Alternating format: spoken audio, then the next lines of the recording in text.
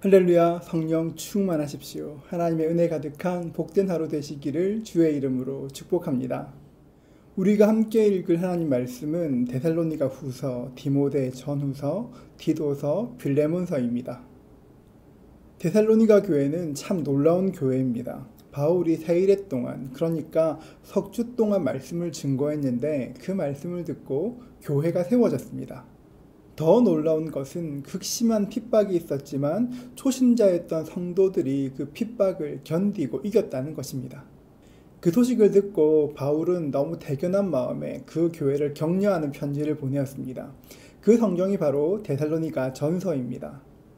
성도들을 격려하기 위해서 주님의 강림을 기다리라고, 주님의 재림을 기다리라고 이야기했는데 초신자였던 데살로니가 교회 성도들이 그 말씀을 오해했습니다.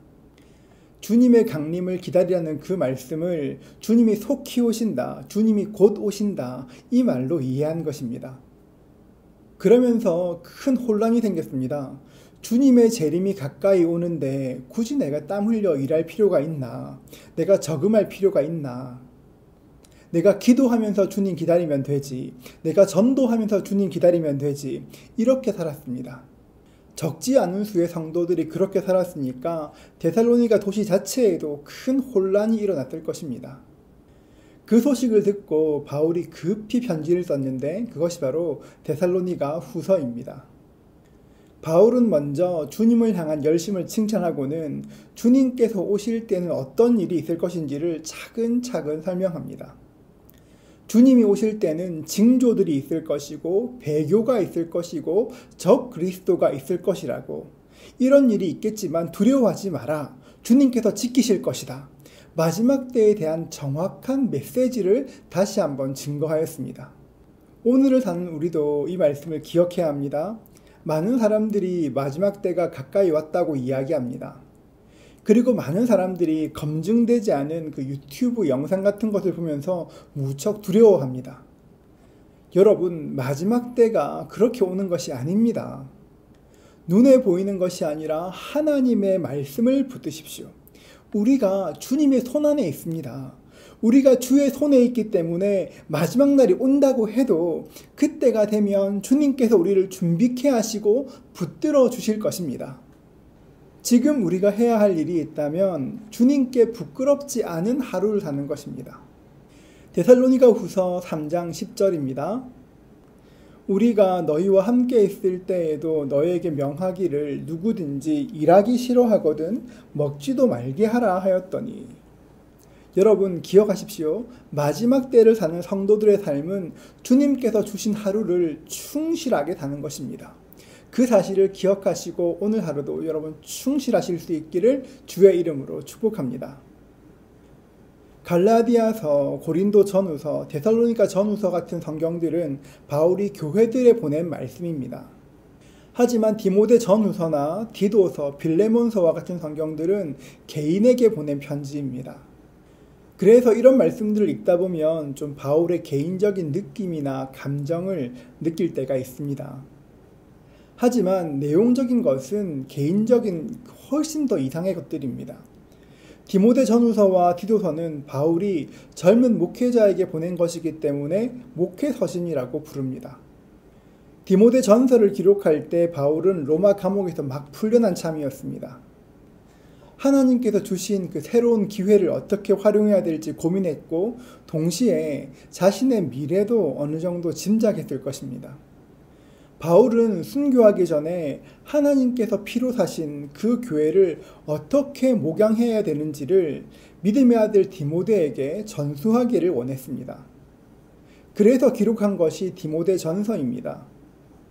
그렇기 때문에 디모데 전서는 교회를 섬기는 목양자들에게 참 좋은 지침서가 됩니다. 목양자들이 말씀을 가르칠 때 어떤 태도를 가져야 합니까? 디모데 전서 1장 5절은 말합니다. 이 교훈의 목적은 청결한 마음과 선한 양심과 거짓이 없는 믿음에서 나오는 사랑이거늘. 목양자들은 청결한 마음과 선한 양심, 거짓이 없는 믿음에서 나오는 사랑을 말씀으로 증거해야 하는 것입니다. 이것은 저와 같은 목회자들에게만 주신 말씀이 아닙니다. 영혼의 목양자이신 우리 순장님들도 마땅히 가져야 할 마음이기도 하고 주님께 쓰임받는 모든 사람이 가져야 될 마음이기도 합니다.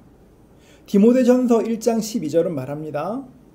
나를 능하게 하신 그리스도 예수 우리 주께 내가 감사함은 나를 충성되이 여겨 내게 직분을 맡기심이니. 우리 주님께서 우리에게 직분을 맡기실 때 우리의 능력이나 학력이나 외모를 기준으로 맡기신 것이 아닙니다. 오직 충성됨이 기준입니다. 고린도전서 4장 2절에서도 말씀하십니다. 그리고 맡은 자들에게 구할 것은 충성이니라. 충성은 내가 해야 할 영역입니다. 내가 어떤 직분을 가졌는가, 그 일을 감당할 능력이 있는가 하는 것은 우리의 영역이 아닙니다. 우리가 해야 될 것은 다만 충성을 다하는 것입니다. 여러분, 그것이 우리 주님께서 원하는 것입니다. 디모데전서가 이렇게 영적 리더에게 주신 말씀이라면 디모데후서는 조금 더 개인적인 성격이 강합니다. 디모데후서는 바울이 두 번째 투옥되었을 때 기록한 마지막 말씀입니다. 평생 동안 예수님을 위해서 헌신하다가 이제 감옥에서 죽음을 바라보면서 에베소에 있는 디모데에게 마지막 편지를 기록했습니다. 그렇기 때문에 디모데후서에는 바울이 자신의 인생을 돌아봄과 동시에 하나님 나라를 소망하는 그 마음이 잘 드러나 있습니다. 디모데후서 4장 6절부터 8절은 말합니다. 전제와 같이 내가 벌써 부어지고 나의 떠날 시각이 가까웠도다. 나는 선한 싸움을 싸우고 나의 달려갈 길을 마치고 믿음을 지켰으니 이제 후로는 나를 위하여 의의 면류관이 예비되었으므로 주 곧 의로우신 재판장이 그날에 내게 주실 것이며 내게만 아니라 주의 나타나심을 사모하는 모든 자에게도니라. 천국을 사모하는 그 노사도의 마음이 읽히십니까? 바울에게는 천국을 향한 소망이 있었습니다. 주님의 일을 하면서 지켜보니까 주님을 위해 살겠다던 사람들인데도 어떤 사람들은 돈을 따라, 어떤 사람은 명예를 따라, 또 어떤 사람은 쾌락을 따라 복음 사역을 버리는 사람들이 있었습니다. 심지어 주님을 위한다 이야기하면서 복음 증거를 방해하고 핍박하는 사람도 있었습니다. 그래서 말합니다. 디모데야, 이 말씀을 기억해라. 주님을 위해 끝까지 달려라. 그러면 주님께서 너에게 생명의 면류관을 주실 것이다. 바울이 권면하는 것입니다. 디도서는 디모데처럼 믿음의 동역자였던 디도에게 보낸 말씀입니다. 바울 서신들을 살펴보면 교회에 어려운 일이 있을 때마다 언제나 바울은 디도를 보내서 문제를 해결했습니다. 그래서 디도에게는 목회적이나 개인적인 권면보다는 성도를 양육하는 그 목적을 잊지 말라고, 어떻게 성도를 어떤 마음으로 양육해야 될지를 이야기합니다. 빌레몬서는 한 장밖에 안 되는 짧은 성경입니다. 바울은 골로새 교회의 주요한 인물 중에 하나였던 빌레몬에게 이 편지를 썼습니다. 바울이 1차로 로마 감옥에 투옥되었을 때 빌레몬에게서 도망친 노예 오네시모를 만났습니다. 바울은 오네시모를 다시 빌레몬에게 돌려보내면서 부탁하기를 그를 그리스도 안에서 형제로 여기라 이렇게 이야기했습니다. 아마 이 말씀은 그 당시 성도들에게 굉장한 충격을 줬을 것입니다. 당시 로마 세계에서 노예는 인격체가 아니었습니다. 노예를, 그것도 자신에게 손해를 입히고 도망친 노예를 형제로 받으라는 것은 정말 깜짝 놀랄만한 그런 이야기였을 것입니다.